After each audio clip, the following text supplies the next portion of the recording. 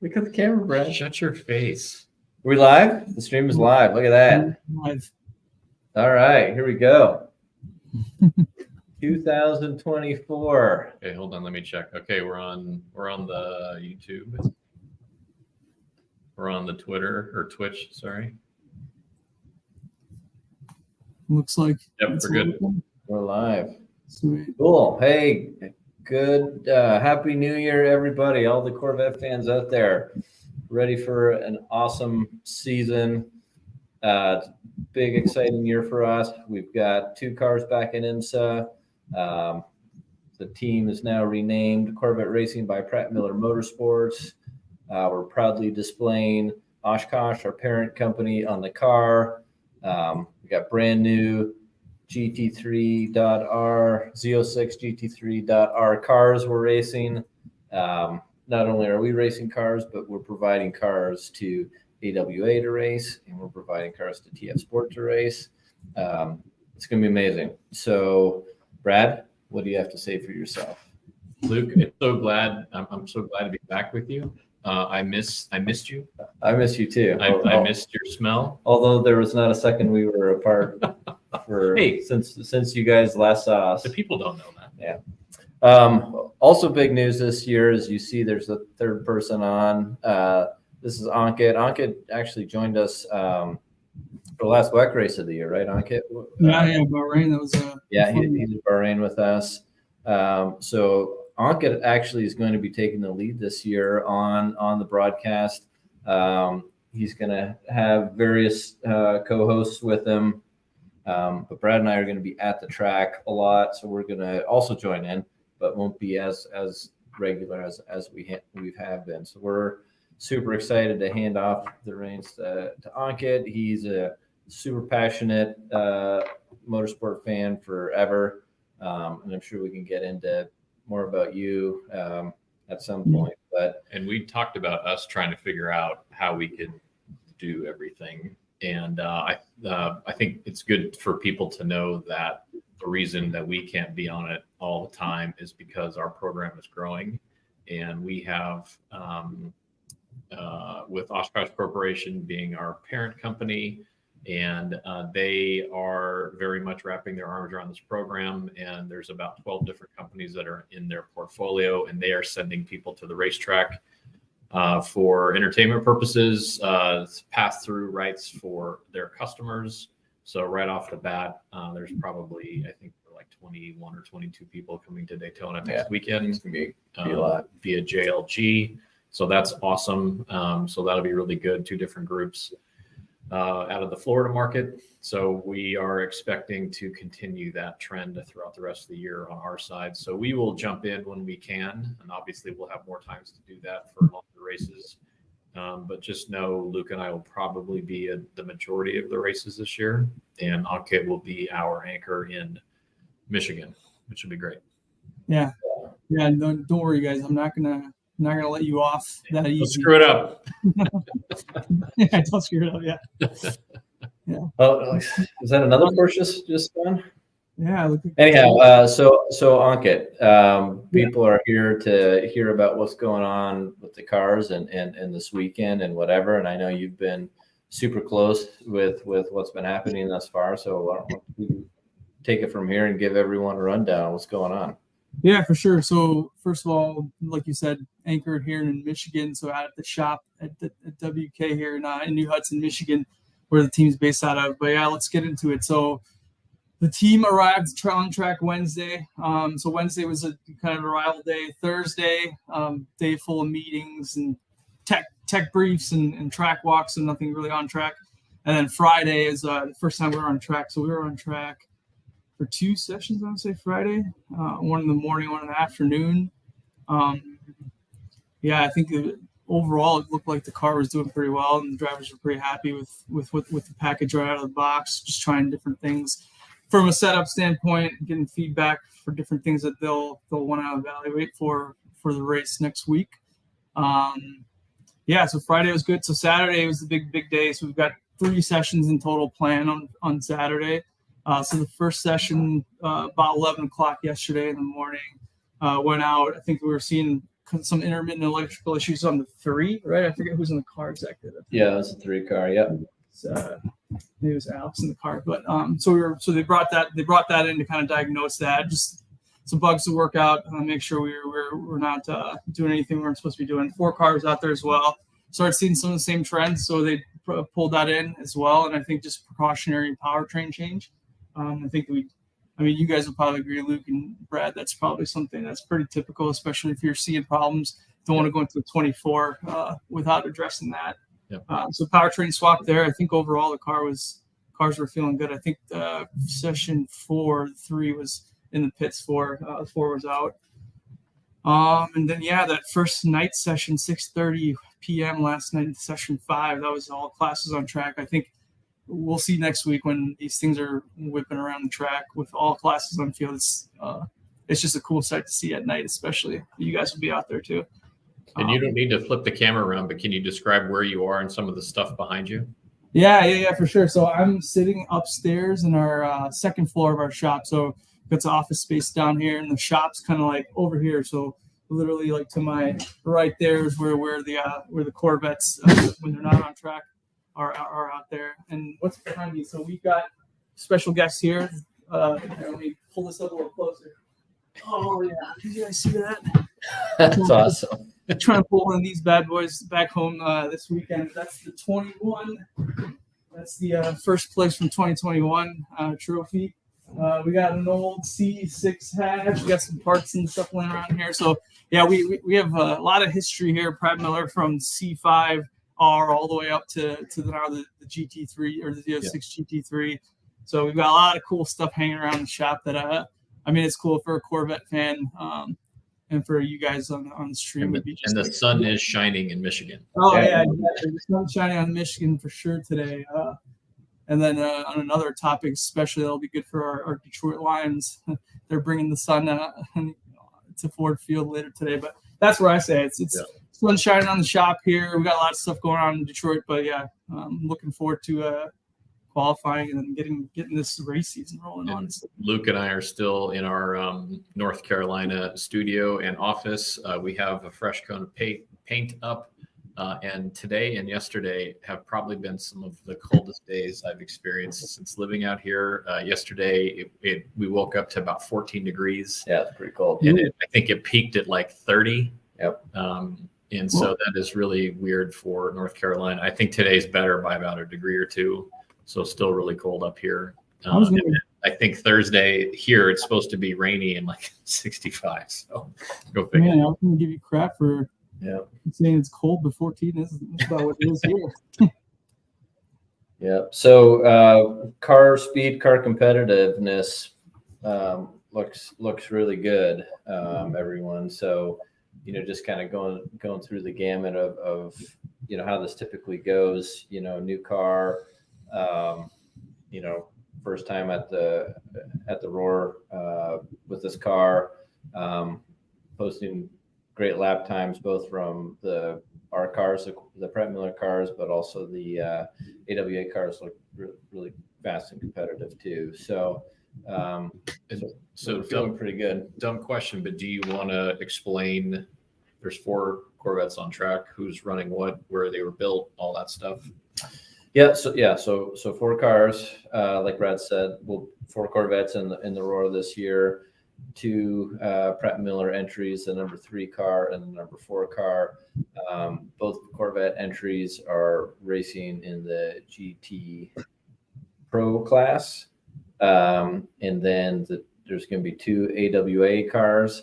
They're racing in the GT Am class. And the only difference between those 2 classes are the drivers, correct? Yes. Yeah. So the cars, all the equipment is the same. It's just a different caliber driver lineup. So all the guys that we shuffle through our cars will be all pro level drivers, and there are amateurs in the other class. But all the cars are Corvettes. All built up of Michigan, where Ankit's sitting. Below Ankit is where they were actually built. So their chassis numbers 3-4 are the Pratt Miller cars that go with the numbers 3-4, which is really cool and fun. And then AWA cars, I believe, are 5 and 6. Is that right? Their chassis 5 and 6. Yep. I think they're like 17 and something else out on track. And then there's 2 others that are out there too. Those are the 2 TF Sport cars. They actually were just loaded up on a boat and shipped out. Was it a couple of weeks ago now? It was a week ago. A week ago today, they were. Yeah, we could. That's right. So, so that's so 1, 2 were test cars, and they still exist, and will be used by GM for show cars and various demonstrations and things like that. 3, 4 are our cars. 5, 6 AWA. 7, 8 TF Sport, and we're building all the way up to 20 over 2 years. 20 over 2 years. Yep. So pretty exciting stuff. The shop where Ankit is crazy busy trying to keep up with getting those cars built. So super exciting. Yeah, a lot of work for sure. So yeah, other new things on the cars. You see, it's heavily branded Oshkosh, our parent company, which we're super excited about. We've got some other sponsors on the car that we're pretty excited about too. And yeah, the pits, the garage, all those things look so good. Yeah, they look really sharp. And we'll get you sort of getting more pics of that so you guys can see if you're not going down to Daytona, at least get to. We'll be down there Wednesday of next week, so we'll at least have a day and a half at least where we can kind of take it easy and get a really good pool of pictures going, so we can start sending them out and showing you everyone kind of behind the scenes what's going on. I'm not exactly sure when Daytona started doing it. It's fairly recent, maybe within the last 5 or 6 years. They allowed teams to add graphics to the garage stalls. So everyone's been taking advantage of that, us included. And then the thing that stood out to me from our stuff now is we have a black and yellow design stripe that kind of goes through all of our pieces of equipment. And that design element is actually a floor graphic outlining the garage stall where the cars sit, and it looks really, really sharp. Yeah, it looks really good. Awesome.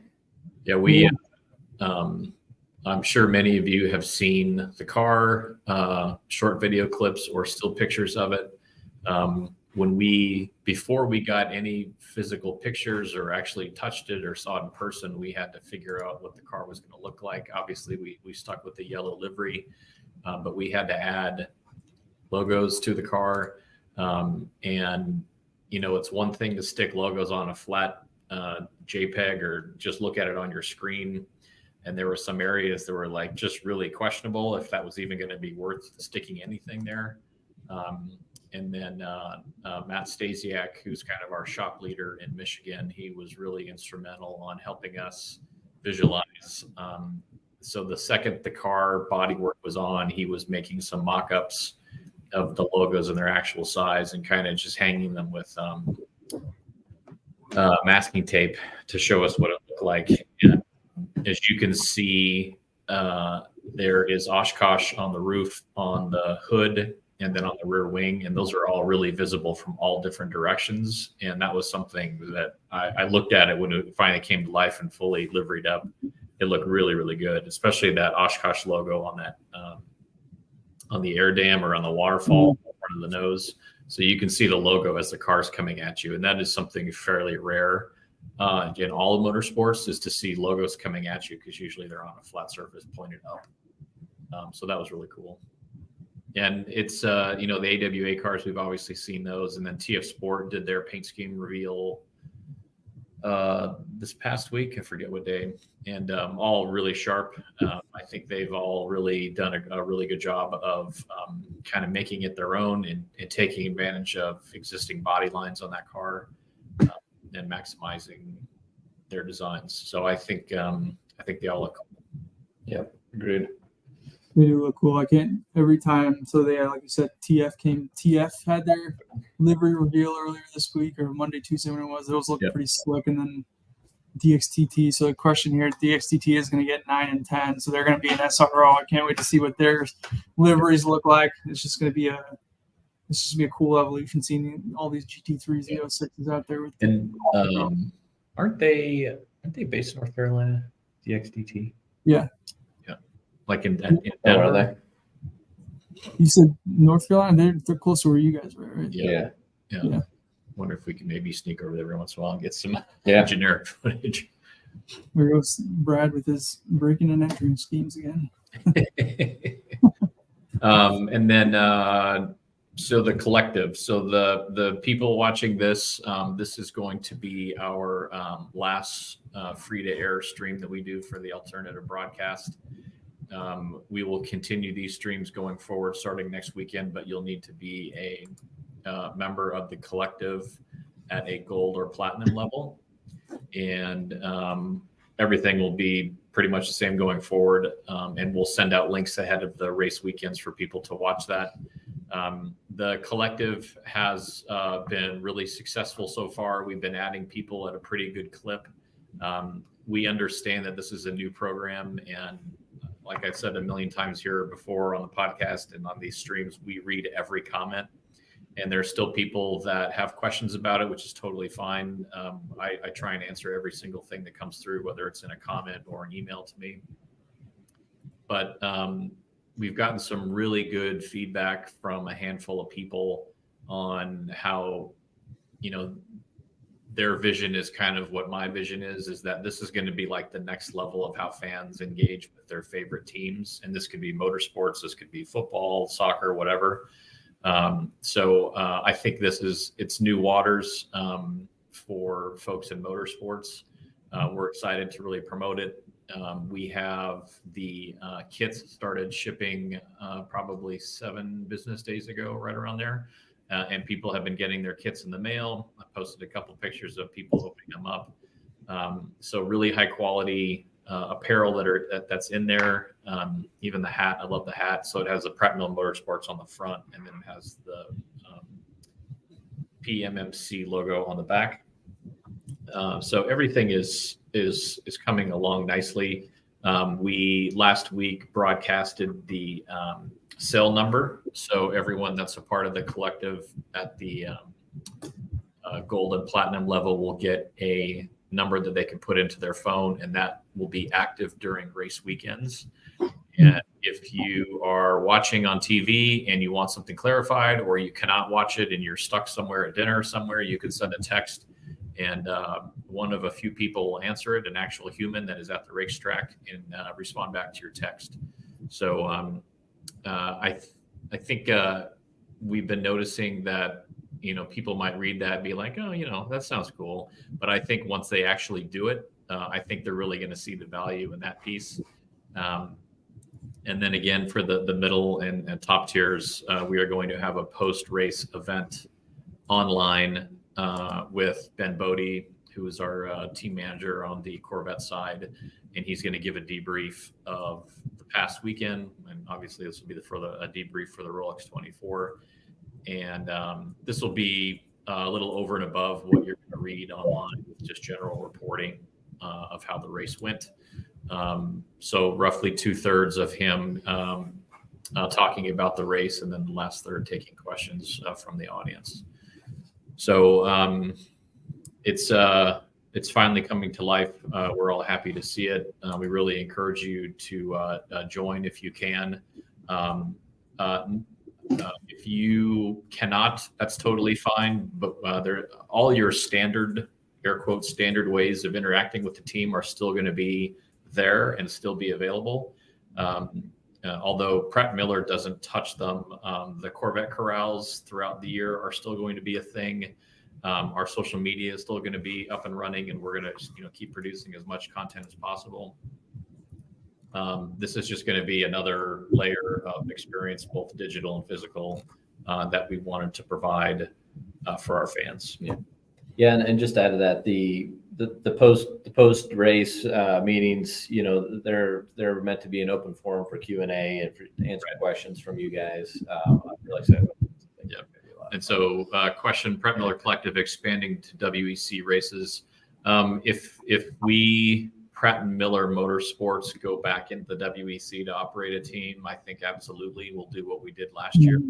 But as of right now, our 2-car IMSA team will keep us busy with the collective. Obviously, there are Corvettes. The TF Sport cars will be racing in Le Mans in 24. We will have our back-end support people there on site, but that will not be a fully operational Pratt Miller Motorsports team. Obviously, TF Sports doing that. But us being the constructors of the car, we will have our support there. So I don't think that would trigger a collective lens on WEC. But, the beauty of a program like this is we can expand and contract as needed as this thing goes on. Yep. Yeah. Once we get going, we'll be watching and reacting to what everyone thinks of it and how we can make it better and all those things. All right. So it looks like checker flag is out here for practice. So are we at, what time is our session? We are about 3 minutes out. 1:55, I assume. Oh, there it is. Yeah, we're 3 minutes out till qualifying. So we have Tommy Milner is going to be qualifying the 4 car. Antonio Garcia will be in the 3 car. Yeah, and we go green in 3 minutes. It's a 20-minute session? Is that right, Ankit? Something like that? Yeah, 1:55. Actually, you know what? I think it's actually a little shorter than that. 15-minute session or something? Yeah, we were going 15 minutes, 1:55 to 2:10, and then LMP2 goes out after us, and then GTP after. So 15 minutes, throw around some laps. And this is all the GT cars, Pro and Am, is that correct? Yep, Pro and Am, same session. And before that starts, we'll do a little breaking news here.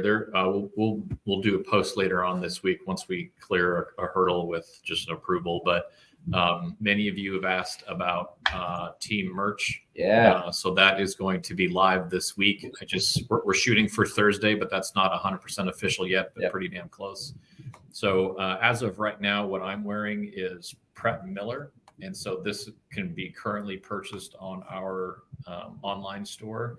And then Ankit and Luke are wearing the polos that are current 2024 team gear. This will be available ideally this Thursday, both at Daytona and online. Yep. Yeah. So you're gonna so at Daytona, at the track it'll be pretty small selection, hats, t-shirts. That's it. But online, it'll be a pretty comprehensive line of things that will be available, including so the team this year is wearing all OMP gear. And we actually are going to have 2 items that are going to be OMP items. It's going to be the polos that Ankit and I are wearing, and then the jacket, the zip up jacket. So so those are going to be available online. We're targeting Thursday for the big launch of that. So we're super excited for that. I know you guys have been asking for forever for that. So we're super excited to get it out there. Yeah. And the second we have approval to push the button to let you know, we will do that. But hats off to Luke, because he's really been pushing to get that done over the past at least 2 months. We knew we were going to have it, but getting it for Daytona was always a question. But through his tireless efforts, looks like we're going to be able to pull it off. So again, this Thursday, both in Daytona and online, we will have team merch. That's the day we're shooting for. So I think we'll all be good. Yeah, the stuff's pretty. The team did a good job finding. The OMP stuff is super slick looking and it's comfortable. It's like very much what they're wearing on track. So it'll be cool that you guys can actually get some of the same stuff. Yeah, so it's just about a minute to go. They're profiling this Porsche DP car that backed it into the wall. There was a couple cars these GTP cars. Yeah, looks like one of the Penske Porsches got in trouble too. Yep, so they're all lined up. I'm seeing if we can get an in-car, if that's live. I don't think it is. I think it's only the generic. Okay, so yeah, all the cars are jumping out right now. Yeah. I think where we at? Yeah, both AWA cars got out, jumped out right in front. We're still sitting pretty. And then people watching at home, to left or right of the screen, however you look at it, that's going to be our timing and scoring from the track. So you'll be able to see times when they click off. And it looks like everyone's rolling out. And something, that we like to see, it's kind of fun, but, 2 Corvettes and 2 Mustangs, Multimatic brought a couple Mustangs out. And I think Richard Prince posted something you showed me earlier. It's amazing to see a front engine car versus a rear engine car, and the packaging. The Mustang, I think, looks pretty sharp. It's a big car. Like, having that engine in the front creates that whole front nose, so just massive. Red flag already. Who is that? Is that who is that? A Porsche? Looks like a that's a pretty hard hit. 92. This is not 92 car spun. Yeah. Red flagged already. About a minute in the session. So FYI, there's a guaranteed 10 minutes of wall time here. So if this red flag, lasts long enough, they'll extend the session. So we get a guaranteed 10 minutes. So you guys are watching the green. So this car's with the green number plates. That's the GTD class, the GTAM class, and then where we red. We're the red, yeah. Yeah, the red number plates are the pro class. Yeah. So the car number is on a red plate. And then for those of you, probably many of you know this already, but there is a digital number just ahead of the number plate, which shows the position in class. And then when the car comes down the road, pit road into the pit box, it'll change to a stopwatch, and it'll show you roughly how fast the pit stop is. And then it'll click back to the position once it exits pit road, which I don't know why they don't put on every race car in the world. Yeah, these are. When did they start doing the pit timing? That was really cool when they started doing that. Last year. I can't remember if IMSA was the first to do that or IndyCar. It was one of the two. Got it. Hey, Ankit, are you seeing the comments? Do you have the comments? Oh, yeah. Let's see. Yeah, sorry, guys. Let's see. What is different from this year's car versus last year's car? Good question. Good question. So this year we've got this GT3 class. It's a big. I think you're gonna say I've heard a lot of people say that last year was like the coming out for the prototype class, and this year is all about GT with introduction of the GT3, right? Yep. A totally different car. I think like between our C8R from last year and the GT3 car, it's like every body plan is basically different. It's a brand new car. Yep. And I mean, you get up close to one of them, you can for sure tell, especially if you guys have seen last year's car. So yeah, GT3 class, man, this is it's kind of a global class, bringing costs down lower, getting the OEMs into the, giving them a better business case to go racing. Us here in Pratt Miller producing 20 of these cars for customer teams to go racing. So what do you say? Powertrain, obviously, this is very, very much close to. Is derived from the Z06 powertrain that you'll see on the street cars. So it's kind of bringing things a little bit closer to spec to the road cars. Obviously, it's a race car. Yeah, what's really cool about that is this. So the C8R, which was the previous generation, which last year was the last year, that was actually used as a platform to develop the Z06 street engine, and now the GT3R is basically taking a production Z06 engine as the basis for it, and then has lightish modifications to it to make it race worthy. So it's really cool that we were involved in all the generations of the engine, and then if you own a Z06, it's actually pretty close to what's in the GT3 cars right now racing right here today. Yeah, and even the engine. So Chevy put out a video earlier today, and I reshared it on Pratt Miller Motorsports platforms. But they interviewed in that video a couple of the GM powertrain folks, and the engine is basically a Z06 engine minus from about the center of the crank down. It's a different sump system to get the lower CG even lower. but it's it is a when you see it in pulled out of the car, it is a Z06 LT6 engine. And I think that's really cool because the engine we have the last several years has been this really exotic, high dollar piece of equipment. But the engine in the car today is pretty close to what most of you, if you do have a current model Z06, have powering your car now. I did see one question from social media, I think, saying that because I think a stock Z06 engine makes 672 right around their horsepower, and they're asking how they balance it. There is basically a coupling that goes in where the engine breathes. For those of you familiar with NASCAR, it's like a restrictor plate. It just kind of chokes down the air, so that'll get the power down to balance out with everybody else. Because you got to remember, there's 12s, 8s, 6s in this class.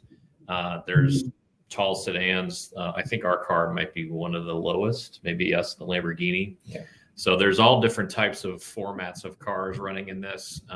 And although it's probably not a popular topic, the BOP works. And to have all of those cars come and race together on a common power platform, at least power output, I guess, they have it figured out. And that's how the power gets balanced out. Yeah, so they've talking a lot of FAF. They're talking about FAF right now. So they were the factory Porsche team last year. Now they're racing. They've got a McLaren.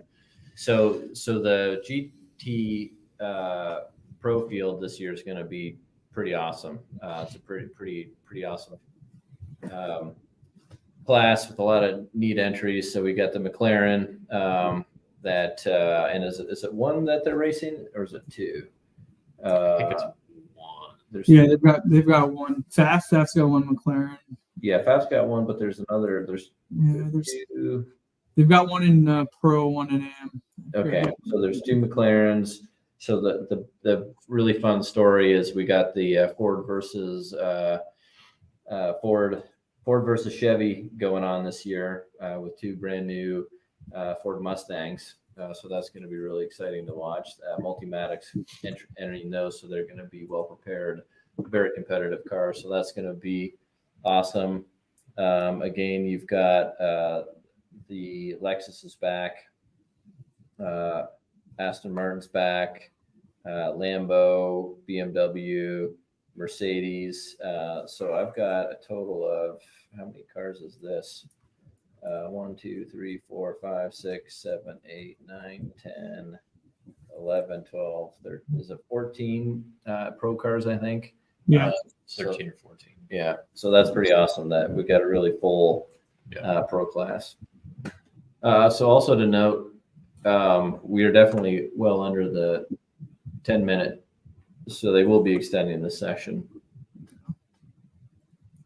It looks like they're getting close to going green again here. So this will be interesting to see what people do. If they jump out right at the start, try to be the first one on track, or if they kind of let a little air go between the cars here. So, but they're going to be launching them here pretty soon. This should be pretty chaotic with the limited 10-minute time here. It's going to be, exactly. Both classes are GTD and Pro. So that's like GT's got a huge, between Pro and AM, huge number of cars, like you're just talking about. Which car is more fun to work on, R or GT3? Ooh, good question. That's a pretty subjective question. Yeah, I mean, the C8R, it was only us running them. So, we had a much lower amount of spare parts, and everything was a lot more bespoke and custom for us. And the cost of cars was a lot higher because of that. These ones are designed more for more customers. So I bet you these are a lot easier to work on. Than the others. And if we need parts, either we stock them or go to the parts guy who's supporting all GT3, so there's going to be a lot more parts available. So I bet you they're saying that these are easier. They're still race cars, but they're reasonable. They're because usually, especially like higher end race cars, everything is $1 bazillion to make and manufacture. There's only one of something, but these are again based more on a production car. And you talk about race on Sunday, sell on Monday. This series is it. This is the real deal stuff. Right. Yeah. Yeah. So they just showed our cars. They look awesome. Yeah, Actually really pops on them. All our sponsors are really, really popping, which is really exciting.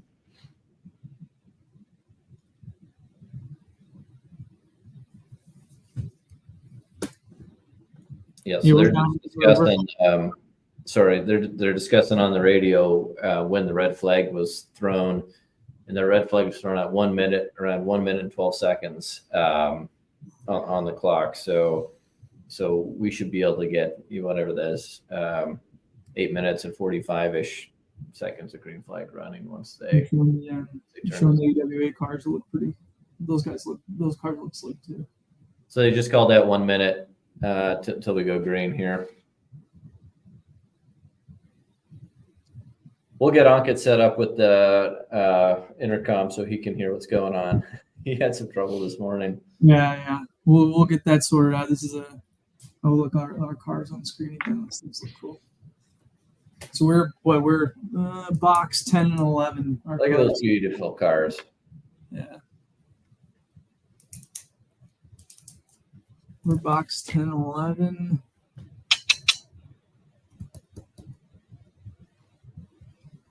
Between two GTP classes. That's so cool. Another thing, just listening into the radios over this past few days, it's a lot of getting the cobwebs out of all the systems for sure. Making sure all the radios work. We got a new pit stand, and making sure all the electronics and all that are working. They're talking about still having a few glitches with monitors and things like that. There's so many details and so much equipment that it takes to run these things. It takes a while to get everything ready and refined. And actually, one thing we're really excited about this year about our pit stand is we've got this massive deck between the two pit stands on both sides, and then a big observation deck in the middle. So we're really excited for that, and getting guests and sponsors down into the pits that get to experience all that's going to be really special.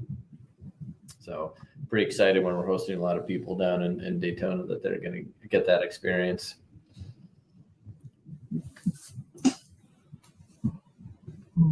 Yep. So they just restarted the clock.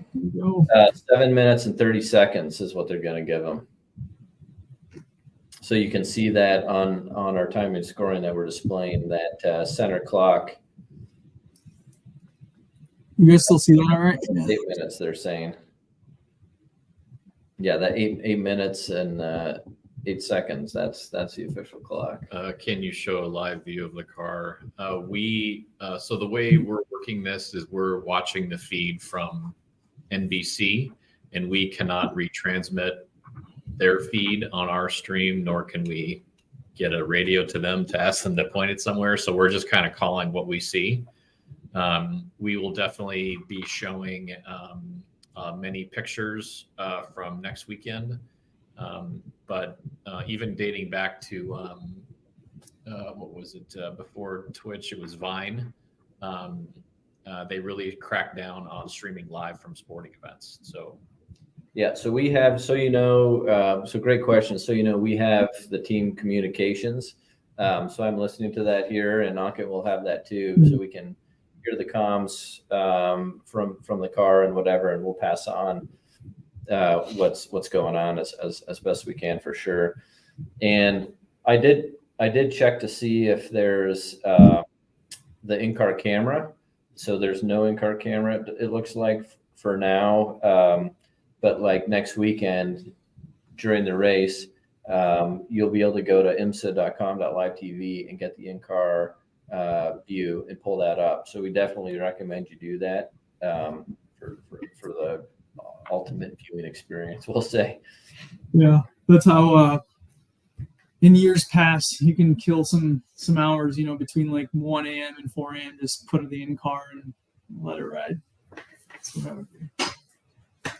Yep. So guys, you can see on the time and scoring, a lot of little dots going around in the circle.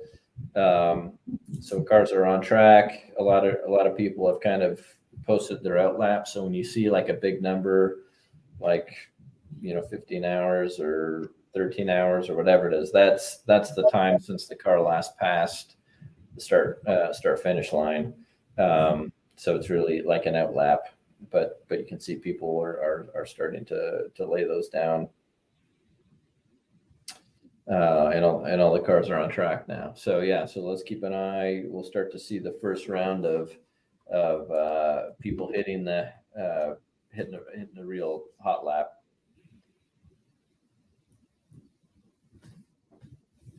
Christopher, so your question, no.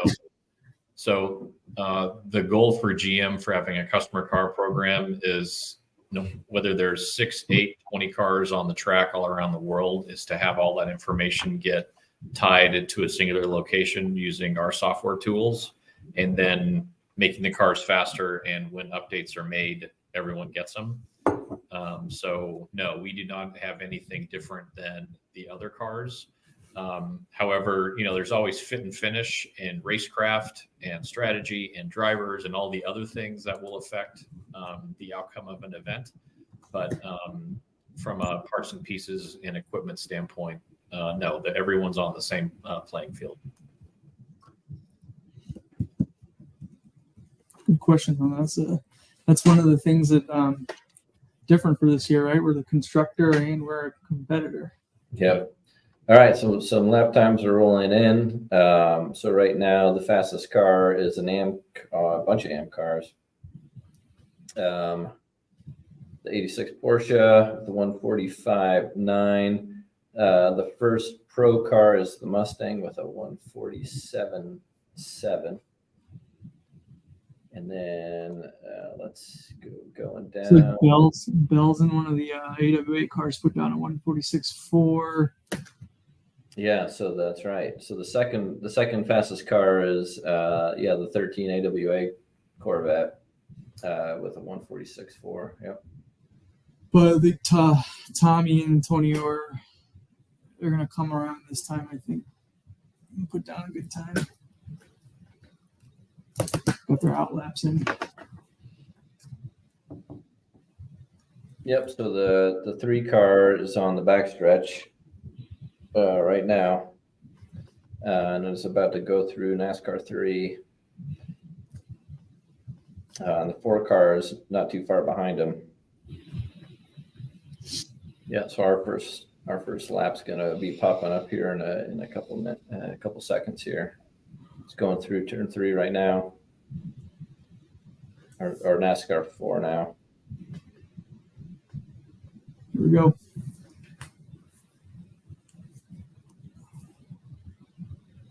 All right. Yeah. So the 3 is through. Okay.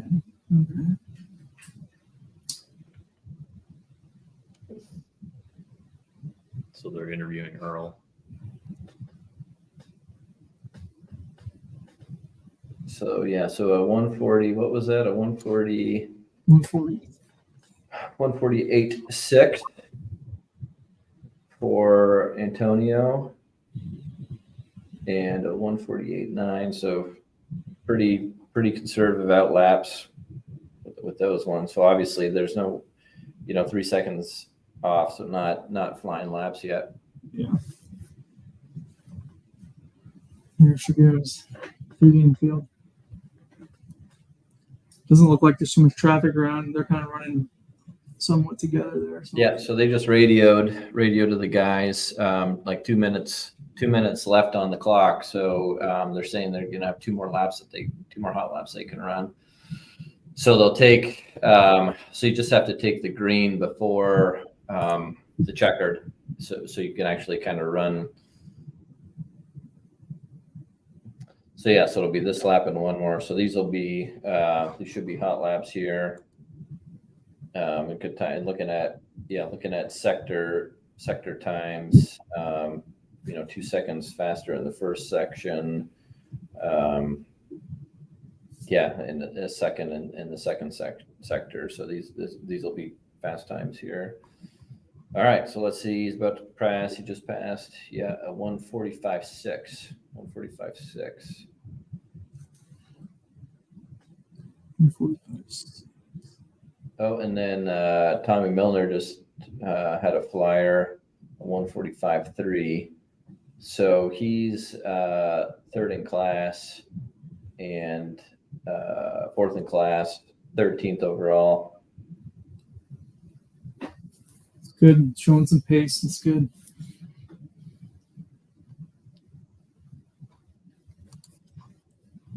Ooh. So yeah, the Porsche, the Pro Porsche, what a 77 car. What team is that? Who's running the Porsches this year? Do you know? Okay. Is it it's the Proton? No, not Proton. Hold up, I've got it here. The Porsches. So they're the fastest right now. Fastest GT car total.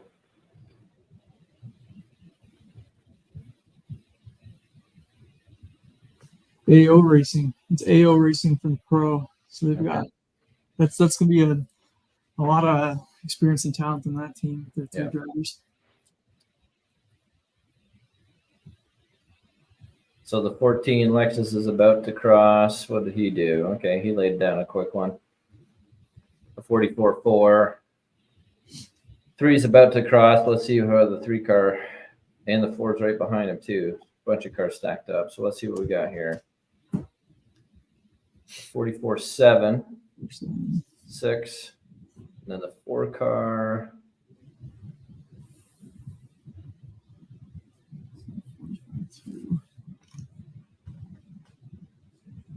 4 car, where did he end up? 45.2 there. 45.2. That's odd. Alexis is quick.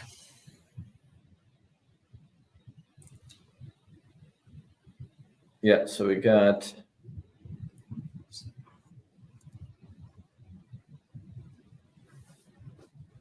so it looks like we are the eighth in GT, third in class.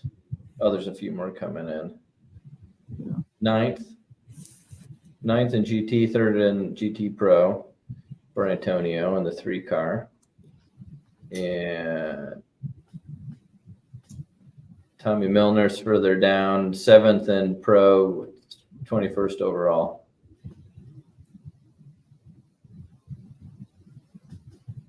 So, man, a lot of cars. So there's 36 GT cars. Garcia jumped it up there. Yeah. Mm-hmm. Yep. I think that 1:44.3 they said was a track record. Oh, yeah? Yeah. Wow.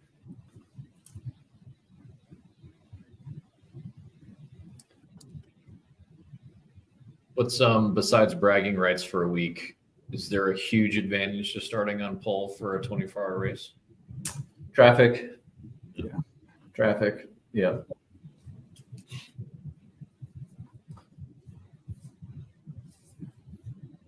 Yeah. So, I mean, these are they're long races, but they're always pretty tight, with the way IMSA restacks the deck with cautions and things like that. Track position and class position are pretty important. So remember that, that there's GT Pro and there's GT AM, and the way they start the cars and restart for qualifying and whatever is that it's the mixed classes. Yeah. So what do you think, Ankit? I mean, I think we're in a good spot, I feel, for getting in 21st. So Antonio's up third in class. Where is he at? For the 3 car.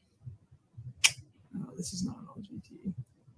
Yeah. So by the way, they called the 3 car to tech.